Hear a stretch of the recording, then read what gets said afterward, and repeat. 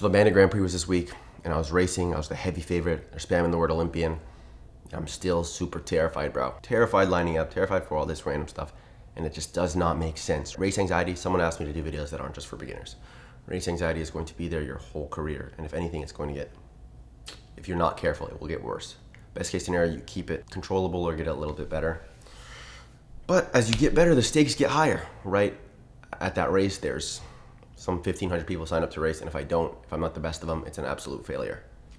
Pretty much objectively, which is like a trade-off. You know, when I'm racing in a super stacked field, 6th isn't always a loss. Second is I always want to win, but 6th, second isn't destruction. But in a race like that, where you're that heavy a favorite, just anything but perfection is failure, which can contribute to this super, super fear. And there's a method to deal with it, and then there's a method to get rid of it. And I'll talk to them in order. Getting rid of it's very hard, but it's doable. So one, to deal with it, you can compartmentalize the fear. The fear, when does it happen? It happens not in the race, it happens when you're thinking about the race. So it could happen a week out, 2 weeks out. No, the only time it has to happen is probably from warm up to gun. So if we could get our race anxiety down to the hour before the race, maybe we could deal with it a little better, right? To do that, I always do 3-2-1 breathing. I learned it at Tennessee. I've always had the bad problem. I've always just accepted it as something, but I was racing bad at national meets. They're like, try the mental stuff. I was like, okay, we'll meditate. 3-2-1 breathing. You breathe in, 3, 2, and then the last one, you're like, now. So you're in the present instead of worrying about this future race, whether it's in 8 hours, whether it's in a day, or whether it's in a month. That's how you compartmentalize it. The fear comes from chasing perfection, right? If you want to go out there and give it your best, why would you ever be scared? You have an expectation of how you should perform, right? I am so good that I should be going 7:30 in my next 3K. That's very low chances, not because it's not gonna happen, but it's just hard to be that good. So obviously there's a fear when the only chance of success is a 1% outcome. A top 1% of the 1% of the 1% outcome. You have to change your racing perspective. This is another managing. This isn't the solution. You have to change your racing perspective to be from, I'm going to do this, to when the gun goes off, I'm going to do the best I can. I know it's not as dominating and Kobe Bryant and David Goggins, or maybe it is David Goggins, but you really can't control it. And this fear and expectation that no matter what, you're gonna run 7:30. If you have the worst day ever, all you're gonna have is shame, and you're not gonna run 7:30. When I could tell you, hey, if you have a good day, you'll run 7:30. If you have a bad day, you won't have shame, and you won't run 7:30, and you'll come back stronger. So you need to shift it from, once the gun goes off, forget what the expectations were before, what we planned on. I will do the best I can. I'll race the smartest I can. I'll execute perfectly, right? All the bad races I've had, I've executed the best I can. All the good races I had, I've executed the best I can. I'm very good at execution. And that's something I can be proud of despite my brother, despite the fear, despite how, I'm getting better a lot faster. So the goals are hard to do. The goals are always, I'm like a pig chasing a carrot. Now we'll get into the solution, right? This is one thing that I've found that the things I told you so far, counting down to stay in the present moment, doesn't really address the fear, it just keeps it away from you, right? And then changing your expectations, cool, maybe that can reduce the fear a little bit, but you're still gonna be terrified that we still wanna have these perfect days.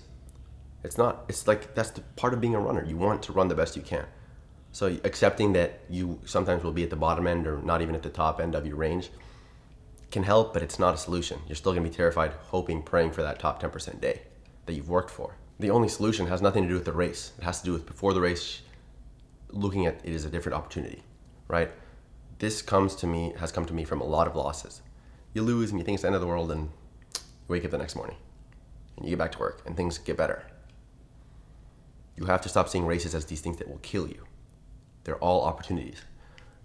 I just saw a quote on a sign, opportunity is often missed because it looks like work, right? This is exactly how races are. It looks like a chance for total failure, to be beaten, to be crushed, but really it's the chance to become somebody. You need to stop. The way to solve this race anxiety is to start framing races like that. You train for this chance to be somebody. The issue comes because you think you are somebody before the race. You think you are somebody and the race will take it away from you. No one knows it. No one knows it, no one thinks it. You aren't somebody. That entitlement leads to the fear. The quote I've been telling myself is something to prove, not something to lose, right? When I line up at cross nats, Stride Reports got me ranked 67 or whatever, 200 in the race. It's like, what is there to be afraid of? It's like, I'm going to prove them wrong. There's nothing to lose because I did it last year. I got 190.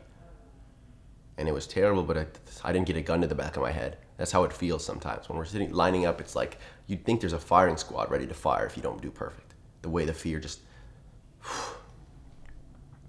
But that is really the only solution. You have to start framing races as these opportunities. Opportunities to do better, not that are gonna take away what you think you've already earned, because you haven't earned it. If you do all the workout, then you should be a 13:05 guy. Let me slow the times down a little. If you've done the workout, then you should be a 14 flat guy. You're still not a 14 flat guy.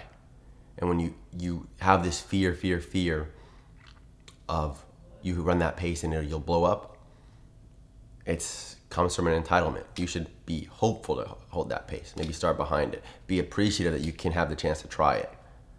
I know it sounds like some mental gymnastics voodoo, but really the default state of almost every runner is this extreme fear. The more you care, the more you fear. So as you get a better runner from caring more, you'll fear more. And this mental gymnastics is the only thing that can save you, bro. Sorry I've been lacking on the member videos. I was racing, training, being lazy. More to come.